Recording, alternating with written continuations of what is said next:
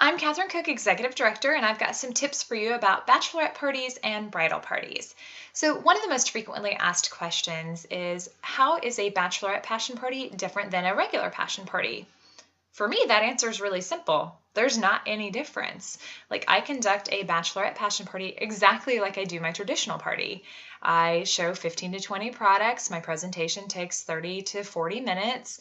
Those products are a mixture of, your bath and body, massage, lubrication, and toys. So that part of it for me is exactly the same. I'm still going to conduct the ordering in the private consultation room, all exactly the same. I don't really change my spiel much during my party. There are a couple things, however, that you do need to clarify prior to the party to make sure there aren't any miscommunications. Now, every leader does things just a little bit differently, and again, that's so nice that you have the prerogative to choose to do things how you'd like to. Me, I've always done my bachelorette parties where the bride-to-be earned both the hostess rewards from the party sales and people brought her bridal bucks as well. And we'll talk about bridal bucks more here in just a moment. There are other leaders on the team where they have always given the coordinator, the person who contacted you to set up the passion party, they've given that person the hostess rewards, and the bride-to-be just gets the bridal bucks that people bring to donate. Now, I've always rewarded my coordinators with a discount off of their order because I'm so appreciative of the time and energy they spend to make it a great party, but I'd never thought of giving them the hostess rewards. So again, it's absolutely your choice. You can handle it however you would like. Other things that you do want to clarify is, how does the coordinator expect it to be handled? That is a question that you want to ask. Ask her, who's expected to get the hostess rewards? Are we giving the hostess rewards to the bride? Or are you expecting the hostess rewards? Because that can be a very awkward party situation if you think that the hostess rewards are going to the bride and the coordinator thinks they're going to her. That can be an ugly situation that nobody wants to be in. So it's best that you coordinate that and clarify that ahead of time. The other thing that's a little bit different about bachelorette parties is I offer bridal bucks at my parties. What I do is I actually discourage guests to bring outside gifts. I tell them that bridal bucks will be available at the party. I work with my coordinator to make sure that that message gets to the attendees. I actually do the invitations and Facebook events and all that stuff for bachelorette parties as often as I possibly can. However, the thing that's most important is that you are working with that coordinator to make sure that message is getting across, that everybody understands that the purchases at the party are helping either the bride-to-be or the coordinator, whichever it may be, and that there are no need for outside gifts.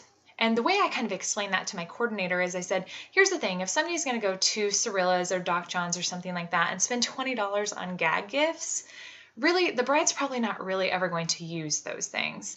It's money much better spent if they bring that same $20 to the party and donate it to me to give to her in bridal bucks. Then she gets to spend it just like a gift certificate on her order. She gets to pick out $20 worth of goodies that she wants. It's basically just like cash. So that's a great way to handle that. And again, you just want to make sure that you're working closely with your coordinator to make sure that that message is getting across to the guests.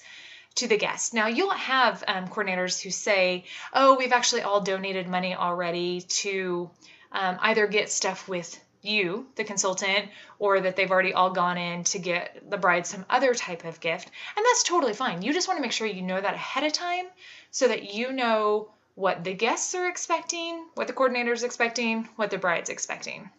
Another thing about bachelorette parties, you do want to ask if the bride is aware that there's going to be a passion party and if the bride's ever been to a passion party, because that may also kind of that may change how you handle things a little bit. If it's a surprise for the bride and she's been to a passion party before, you know that you're probably totally golden. Like, she obviously had a great time. She's going to have a great time at the passion party again. If it's a surprise to the bride and she's never been to a passion party before, do your very best to make her feel comfortable, because she's got all of her friends and family sitting there staring at her, expecting her to be a little embarrassed, that kind of thing. Make her feel as at ease as you possibly can.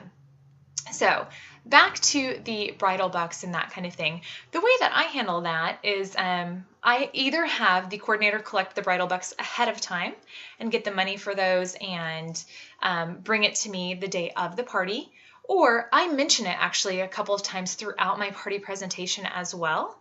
I let them know that they've got a bridal bucks certificate in their lap board and they can fill that out, bring it back to me in the ordering room or in the consultation room.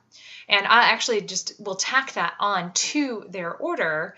So if they come back and place an order, I figure it out with the product, the tax, the shipping, all of that. And then if they want to donate $20 on bridal bucks, whatever, I just tack that onto the very bottom. You don't want to charge them shipping and tax on that. But I just tack it onto the bottom. They can write me one check or I'll run the whole thing on their credit card. So that's the way that I handle that. And as far as what you offer as bridal buck certificates, there are a couple different ways to do it. One way that's super easy are the Diva Dollars. These are actually in the Document Center and PassionNet, and you can print these out.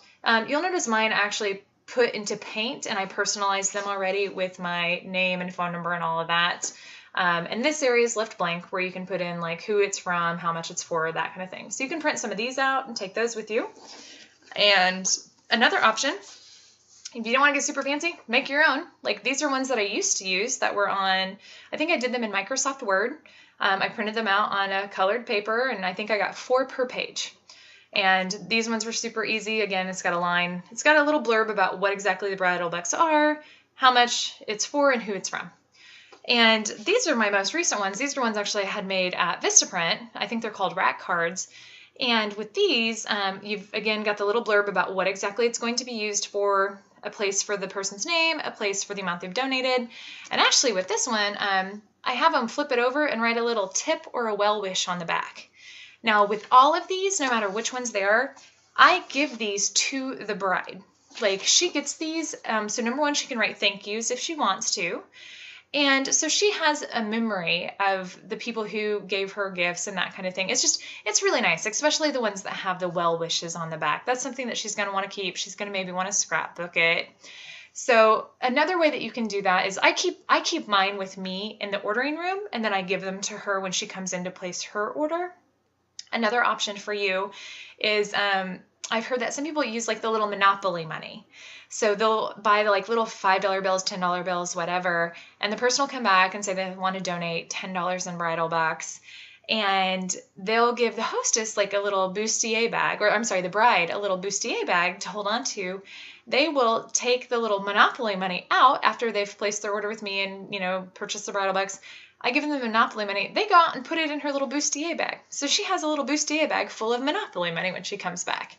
That's a super fun idea as well. You could do that with these type of bridal bucks as well. Have them fill it out, bring it back to you. You make a note of it, take payment for it. Then you send them back out with this to put in her little bustier bag. So again, it's kind of a cute keepsake for her. And it's fun. Who doesn't want a little bag of Monopoly money? So a couple tips for you. Something else that you might encounter when it comes to bachelorette parties is the idea of games. Do you play any games? And I've talked about this in another video, but I don't really recommend that you play games. Games per se generally don't make you any money. Actually, what they're going to do is they're going to cost you time, and your time is money. So you can absolutely recommend games for them to do, and a lot of times they'll find games like Cirilla's or Doc John's, but I just ask that they either do those before I arrive or they do them after I leave.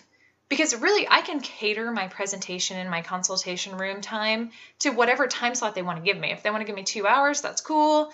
If I want to have an hour, cool, that's fine. I can edit my presentation however I need to so they have time for everything else that they're doing. But I just want to make sure that I'm not spending 30 minutes playing a game that may be super duper fun for them, but it's not helping my business in any way. And I don't really need to be there when they, pin the thing on the hunk or whatever it's called. So, if they ask you for ideas, I'm sure you can absolutely find some for them. But again, just maybe ask that they please do it either before you arrive or after you've left.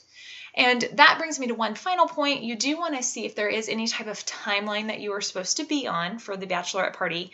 A lot of times for bachelorette parties, they have an entire evening lined out. So they have like maybe dinner plans, then maybe they're going to have the passion party, and then maybe they're going out afterwards.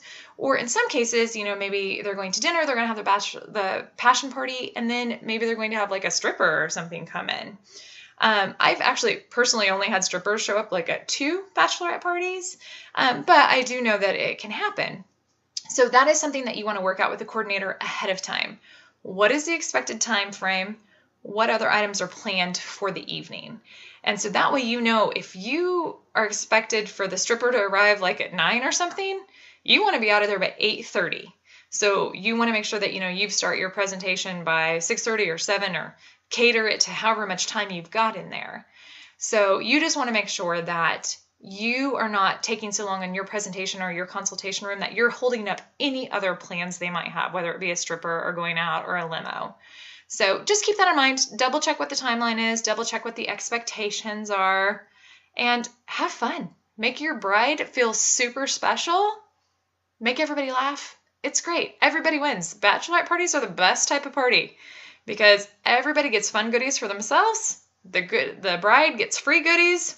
It's awesome. So if you have any questions about bachelorette parties, feel free to contact me or contact your upline.